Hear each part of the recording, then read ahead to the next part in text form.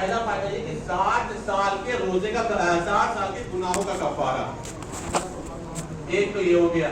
دوسرا فائدہ یہ کہ جو غدیر کو روزہ رکھتا ہے، غدیر کے دن جو روزہ رکھتا ہے، شیخ عباس قرطبی کی بات پڑھ رہا ہوں، روایت پڑھ رہا ہوں، جو غدیر کے دن روزہ رکھتا ہے اگر وہ اس وقت تک زندہ رہے جب تک کائنات ختم نہ ہو جائے اور مسلسل روزہ رکھتا رہے، پھر بھی اتنا ثواب حاصل نہیں کر سکتا جو غدیر کے دن روزہ رکھنے پہ اللہ میں رکھتا ہے۔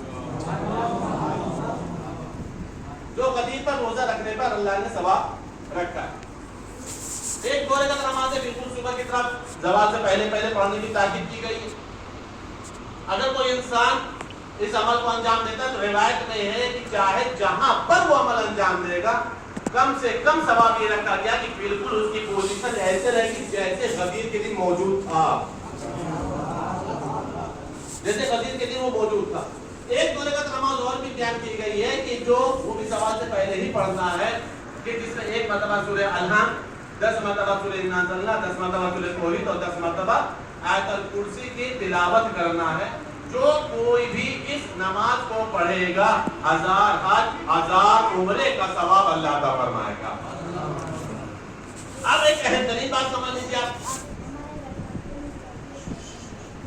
روایت میں ہے کہ دیکھیے میں سے پڑھ رہا ہوں اس بات کو، اکیلے مجھے عید غدیر عید ایسی نظر آئی ہے کہ جہاں پر ائمہ نے تاکید کی ہے کہ اس عید میں جب مومن مومن سے ملے تو مسکرا کر ملے، اللہ نے مسکرانے پر بھی ثواب رکھا ہے۔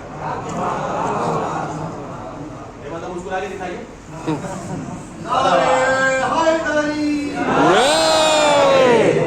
اچھا ہم لوگ کی عجب حالت ہے، مسکرانے کو کہتے تو ہنستے ہیں، بولنے کو کہتے ہیں چپ رہتے ہیں۔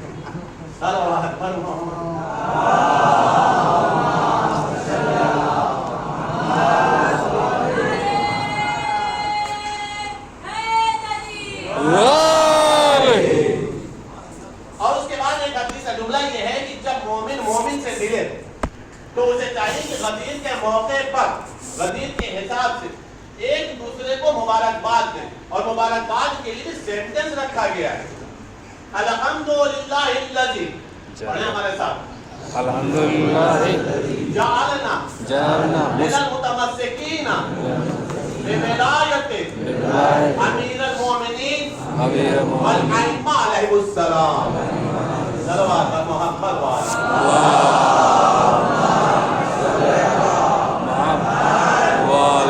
محمد۔ اور اب ایک بات اور سمجھ لیجیے آپ، روایت میں ہے کہ جب ملو مومن مومن کو چاہیے کہ جب مومن مومن سے ملے تو ایک دوسرے کو تحفہ دے۔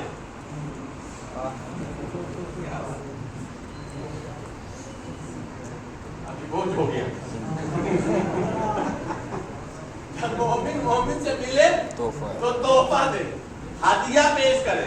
امام رضا کی سیرت رہی ہے، ہم نے خود ترجمہ میں بولا ہے، مومن مومن کو تحفہ دے، ہدیہ پیش کرے، خوشبو لگائے، نفیس کپڑے پہنے، نئے لباس تک کی روایت بیان کی گئی ہے۔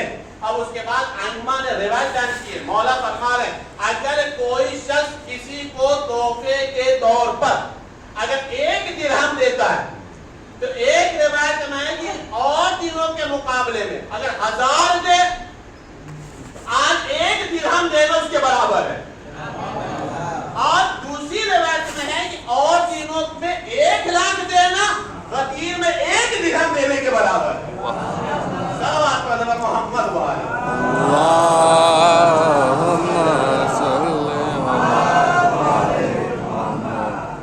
بہرحال یہ ساری باتیں بتا دیا ہے، روزہ بھی بتا دیا ہے، عیدی بھی بتا دی ہے، نماز بھی بتا دیا ہے، غسل بھی بتا دیا ہے، اور ساتھ ہی ساتھ ایک چیز اور بھی ہے کہ اگر کوئی شخص روز غدیر کسی کو کھانا کھلاتا ہے تو گویا وہ ایسے ہے جس نے انبیاء، شہداء، صدیقین، صالحین کو کھانا کھلایا۔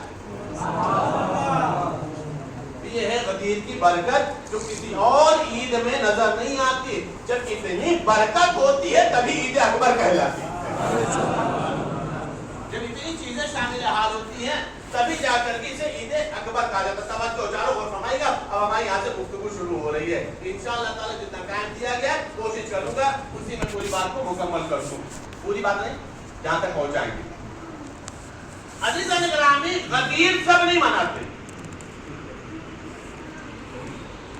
غدیر سب نہیں مناتے. وجہ کیا ہے؟ غدیر منانے کے لیے ماننا ضروری ہے. غدیر منانے کے لیے غدیر ماننا ضروری ہے, اور غدیر ماننے کے لیے علی کو خلیفہ بلا فخر ماننا ضروری ہے. محمد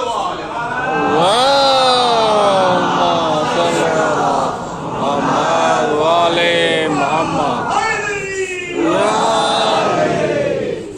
غدیر منانا مسئلہ نہیں ہے, غدیر کو ماننا مسئلہ ہے. غدیر ماننا مسئلہ نہیں, غدیر کا ماننا مسئلہ. توجہ چاہ رہا ہوں, امیر المومنین کی ذات موجز نما ذات ہے, تو اللہ نے اہتمام بھی قیامت کر دیا. لفظوں کو محسوس کریے جانے کے بعد. جب امیر المومنین کی ولادت ہوئی تھی, کب ہوئی تھی؟ 13 رجب 30 عام الفیل. تو 13 رجب کو باہر آ گئے تھے نہیں, کعبے سے 3 دن. کتنا دن رکھا تھا؟ 3 دن. اور جب مولا علی کی غدیر میں ولایت کا اعلان ہوا 3 دن. کیا اہتمام کیا ہے اللہ نے. دیکھیے آج ہم نے روایت سنا دی کہ مسکرانے والے چہرے اچھے لگتے ہیں. آج نہیں مسکرائیں گے کبھی اللہ نصیب نہیں کرے گا.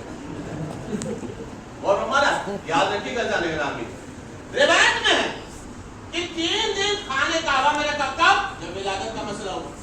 جب ولایت کے اعلان کا مسئلہ ہوا تو بھی کہا 3 دن, تو بھی کہا 3 دن. ادھر 3 دن مکے والے پریشان تھے, کون ہے, کیوں نہیں کھل رہا, تالا کیوں نہیں کھل رہا, یہ دیوار ٹوٹی کیسے, یہ اندر گئی کیسے, نکلے گی تو کیسے نکلیں گی, کیا کیا جائے سمجھ میں نہیں آتا. وہی کنڈیشن مکے سے واپسی پر ہے.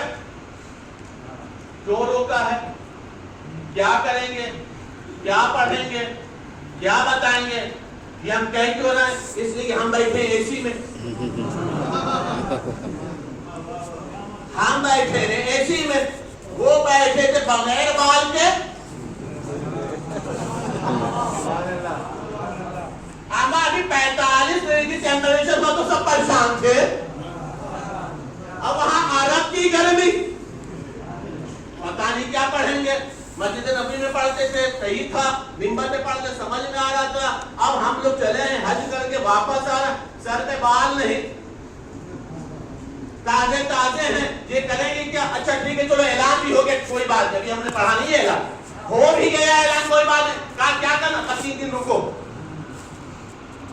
کہا 3 دن رکو. بھائی 3 دن رکنا کیوں ہے؟ کہا مبارک بات دینا ہے. جملے کی نزاکت محسوس کریے گا نگران میں. قسم خدا کی علی کی ولایت پر ان لوگوں نے بھی مبارک بات کی ہے جنہوں نے علی کو نہیں مانا.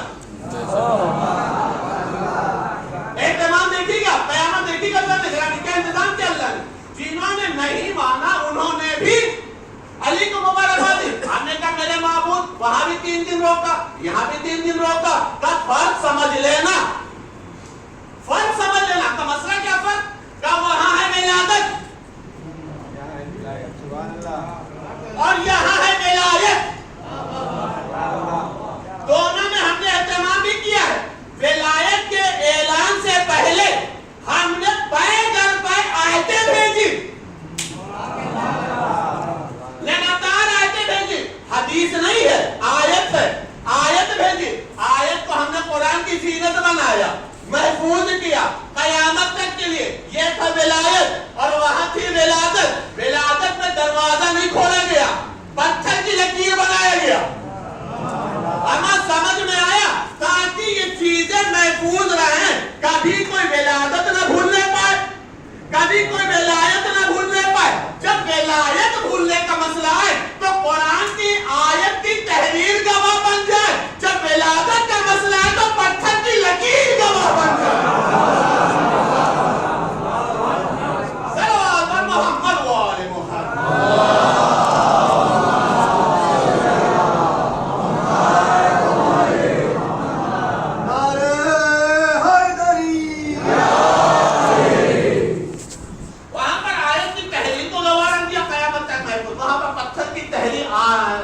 لکیر کو رکھ دیا قیامت تک کے لیے محفوظ. نہ ولادت سے بھاگ سکتے ہو نہ ولایت. اب تاریخ عجیب انتظام کر رہے ہیں. پیغمبر اکرم نے اعلان کیا کہ یہ میرا آخری حج ہے. جو کوئی چلنا چاہے چلے. پیغمبر کے ساتھ جانا ہے حج کرنے کے.